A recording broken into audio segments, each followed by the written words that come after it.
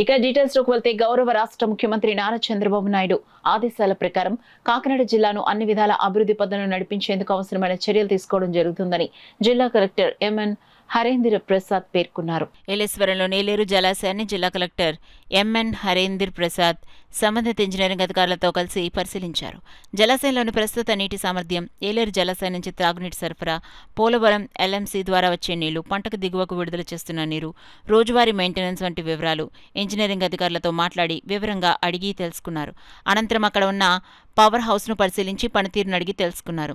ఈ సందర్భంగా ఏలేరు జలాశయానికి వెళ్లే రహదారికి ఇరువైపులా ఉపాధి హామీ పని ద్వారా శుభ్రం చేయించాలని జిల్లా కలెక్టర్ ఎంపీడీఓకు సూచించారు. ఈ సందర్భంగా జిల్లా కలెక్టర్ ఎంఎన్ హరేంద్ర ప్రసాద్ మాట్లాడుతూ, కాకినాడ జిల్లా కలెక్టర్గా బాధ్యతలు స్వీకరించిన తర్వాత తొలిసారిగా క్షేత్రస్థాయి పర్యటనలో భాగంగా నేడు ఏలేరు జలాశయాన్ని పరిశీలించడం జరిగిందన్నారు.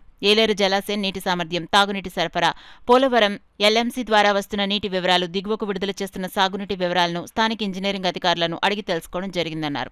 గౌరవ రాష్ట్ర ముఖ్యమంత్రి ఆదేశాల మేరకు జిల్లాను అభివృద్ధి దిశగా నడిపించే చర్యలో భాగంగా నేడు క్షేత్రస్థాయి పరిశీలన చేసినట్లు ఆయన వివరించారు.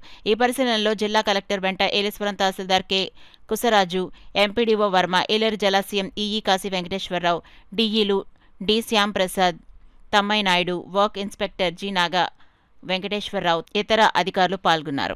ఇక్కడ ఏ విధంగా వాటర్ మెయింటైన్ చేస్తున్నారు, నిల్వ చేస్తున్నారు, అదేవిధంగా త్రాగునీరుకు మరియు వ్యవసాయానికి ఏ విధంగా సరఫరా చేస్తున్నారనేది ఇక్కడ ఉన్న స్థానిక ఇంజనీర్ని అడిగి తెలుసుకోవడం జరిగింది. వాళ్ళు నాకు ఇక్కడ ఉన్న స్టోరేజ్ కెపాసిటీ గురించి, అదేవిధంగా మన పోలవరం ఎల్ఎంసీ ద్వారా వచ్చే నీళ్ళు గురించి, కింద సాగు కోసం వాళ్ళు ప్రతి సంవత్సరం దాదాపు 60,000 ఎకరాలకు నీరు ఇస్తున్నామని చెప్తున్నారు. దాని గురించి, అదేవిధంగా ఇక్కడ ఉన్న మెయింటెనెన్స్ గురించి వివరించడం జరిగింది. కొన్ని సమస్యలు కూడా వాళ్ళు తెలియజేశారు, అవి అడిగి తెలుసుకోవడం జరిగింది. దానికి సంబంధించిన చర్యలు ప్రభుత్వాన్ని దృష్టికి తీసుకువెళ్ళి త్వరలో పరిష్కరించడం జరుగుతుంది. గౌరవ ముఖ్యమంత్రి వాళ్ళ ఆదేశాల మేరకు మన జిల్లా అభివృద్ధి మీద దృష్టి పెట్టే